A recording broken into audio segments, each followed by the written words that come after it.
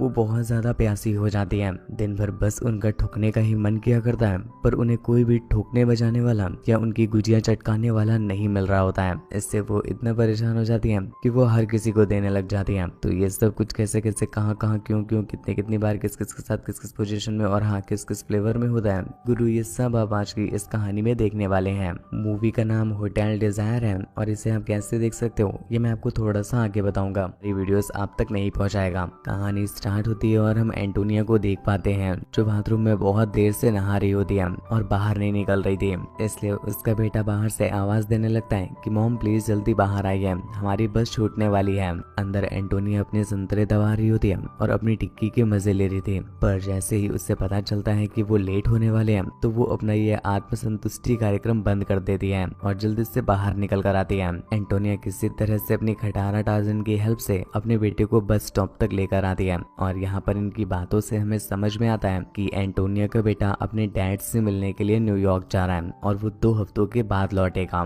इधर बस ऑलमोस्ट निकलने ही वाली थी, इसलिए एंटोनिया जल्दी से जा करके अपने बेटे को बस में बिठा देती है। यहाँ से निकल करके एंटोनिया एक होटल में पहुंचती है और हमें तो लगा कि भाई अब ठुकाई होने वाली है, पर यहाँ पर तो हमारी फीलिंग्स के वैसे ही फड़वे लग जाते हैं जैसे आपके लग जाते हैं जब आपका रॉकेट लॉन्च होने को तैयार हो और आपको www.gapagap.com पर एक तगड़ी वीडियो ना मिल पा रही हो, क्योंकि यहाँ पर हम देख पाते हैं कि एंटोनिया ठुकाई के लिए नहीं बल्कि कमाई के लिए यहाँ पर आई हुई थी। दरअसल एंटोनिया इसी होटल में काम करती है। होटल का रिसेप्शनिस्ट एंटोनिया को लेट आते हुए देख लेता है और उसकी हमेशा एंटोनिया से फायर भी रहती थी, इसलिए वो उसके एल लगाने के लिए ये सारी बात मैनेजर को बता देता है और मैनेजर किचन में जाकर के चारों तरफ एंटोनिया को ढूंढने लग जाता है, पर एंटोनिया उसे घंटा कहीं मिली नहीं रही थी। काफी देर तक ढूंढने के बाद फाइनली उसे एंटोनिया एक जगह पर खड़ी मिलती है जो इतना जोरों से भागते हुए यहाँ पर आई थी कि वो पूरी तरह से पसीने से भीग गई थी। पर मैनेजर को तो उसे देखकर ऐसे लग रहा था जैसे मानो ये दौड़ के नहीं आई है बल्कि किसी के घोड़े पे राइड करके आई है, क्योंकि वो बहुत ज्यादा थक गई थी। मैनेजर उसे देखते ही धरघरियाने लग जाता है, क्योंकि ये पहली बार नहीं था, एंटोनिया हमेशा ही लेट आती थी। आज उसके सब्र का बांध टूट गया था, इसलिए वो उसकी पलटा पलटा करके मार रहा है, मतलब बातों से पलटा पलटा करके मारने लग जाता है। पर अगले ही पल मैनेजर खुद को शांत करता है, क्योंकि उसे ऐसा लग रहा था कि उसने एंटोनिया की कुछ ज्यादा ही ले लिया है। इसलिए वो उसे प्यार से समझाते हुए कहता है कि देखो फैमिली अपनी जगह है और मैं जानता हूँ कि तुम्हारा कोई हस्बैंड नहीं है, इस वजह से सुबह उठ करके तुम्हें उंगली भी मारनी होती है, पर इसका ये मतलब तो नहीं है कि तुम अपनी जॉब के एल लगा दो। जॉब की जो टाइमिंग है उसी टाइमिंग पर आना पड़ेगा, वरना तुम्हें जॉब से निकाल दिया जाएगा और फिर घर बैठ के आराम से उंगलियां मारती फिरना। अगले सीन में हम एंटोनिया को चेंजिंग रूम में देखते हैं जहाँ पर बेचारी बहुत दुखी हो जाती है और जोर जोर से रोने लग जाती है। तभी वहाँ पर उसकी फ्रेंड जूलिया आती है जो अपनी फ्रेंड को इस तरह से रोते हुए नहीं देख पाती और उससे गले लगा लेती है। फिर दुद्धू पिलाते पिलाते उससे पूछती है कि आखिर क्या हो गया, वो इतना परेशान क्यों है और क्यों रो रही है। वो बॉस की बात को इतना दिल से मत लगाए, बॉस तो हमेशा ही बोलता रहता है। पर एंटोनियो से कहती है कि बॉस की बातों से मेरी नहीं फटी है, मेरी तो फटी पड़ी है क्योंकि मेरी कोई फाड़ने वाला नहीं है। मेरे पति ने भी बिना सोचे समझे बहुत सालों पहले मुझे छोड़ दिया और अब तो मेरा एक बेटा भी है, इस वजह से एक बेटे वाली माँ की कोई ठुकाई नहीं करता है। मेरी प्रॉब्लम कोई समझ नहीं सकता, हर कोई बस मुझ पर चिल्लाता ही रहता है। अरे मेरा भी ठुकने का मन करता है और मैं भी चाहती हूँ कि कोई मेरी अच्छे से ले ले, पर क्या करूँ, कोई काले नाले अब चाटना ही नहीं चाहता है। ये सुनकर के जूलिया की थोड़ी सी फटती तो है, पर वो उससे हौसला देने लगती है और फिर उसके साथ ही चुम्मा चाटी करने लग जाती है। इधर एंटोनियो को भी लगता है कि चलो कुछ तो मिल रहा है, वही लपेट लो, तो वो भी उसके साथ लग जाती है और यहाँ पर इनका चाटा पूछी और गड्ढे से गड्ढे मिलाने वाला कार्यक्रम चालू हो जाता है। कैंची से कैंची मिलाने के बाद एंटोनिया अपने काम पर लग जाती है और जब वो रूम सर्विस के लिए एक रूम पर जाती है तो वहाँ पर वो बहुत सारे मॉडल्स को देखती है और उन्हें देख करके उसकी कच्ची लीक करने लग जाती है। एक बार फिर से उसका उंगल प्रक्रिया करने का मन कर जाता है और इस तरह से वो फिर से तड़पने लग जाती है, लेकिन वो किसी तरह से खुद पर काबू करती है और वहाँ से निकलकर एक दूसरे रूम में जाती है जहाँ पर वो देखती है कि पूरा रूम खाली होता है और कोई भी दिखाई नहीं दे रहा होता।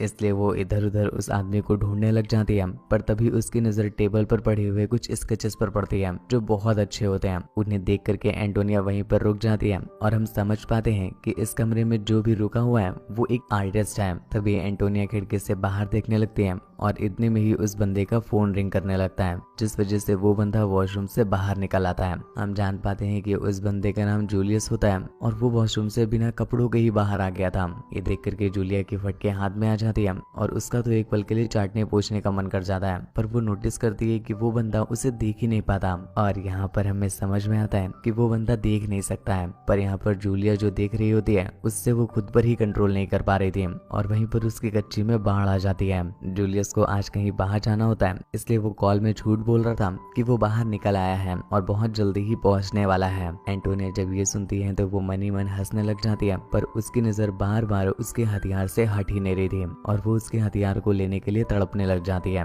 इधर वो बंदा लेट करके बातें करने में बिजी होता है और जब कुछ देर के बाद उसकी बातें खत्म हो जाती है तो वो अपने कपड़े पहनने लग जाता है। कुछ देर के बाद जब वो अपने सारे कपड़े पहन लेता है तो जूते ढूंढने के लिए नीचे झुकता है, पर तभी उसका हाथ एंटोनिया के पैरों पर पड़ जाता है और वो धीरे धीरे करके उसके ऊपर की तरफ बढ़ने लग जाता है। यहाँ पर ये दोनों ही समझ जाते हैं कि इन दोनों ने एक दूसरे को देख लिया है, पर फिर भी ये दोनों शांत रहते हैं। और फिर जूलियस उसे टच करते करते उसकी गहरी गुफा तक पहुंच जाता है और एक उंगली से उसे मजे देने लगता है और दूसरे हाथ को वो उसकी रसीली डेरियों पर रख देता है। आज एंटोनिया को जो चरम सुख मिल रहा है इसके लिए वो सालों से तड़प रही थी और आज जब ये उसे मिल जाता है तो वो बिना रुके उसे एंजॉय करने लग जाती है और उस बंदे को रुकने का एक भी चांस नहीं देती। वो एक दूसरे को बेसब्रों की तरह चाटने लग जाते हैं और अब एंटोनिया ठुकाई के लिए पूरी तरह से तैयार हो चुकी थी। जूलियस को भी ये बात समझ में आती है तो वो उसके एक एक करके सारे कपड़े निकाल देता है और फिर उसे बेड में पटक देता है। इसके बाद ये दोनों एक दूसरे से लिपट करके चुम्मा चाटी करने लग जाते हैं और फिर कब इनकी चुम्मा चाटी ठुकाई में और ठुकाई से पिलाई में बदल जाती है हमें पता भी नहीं चल पाता।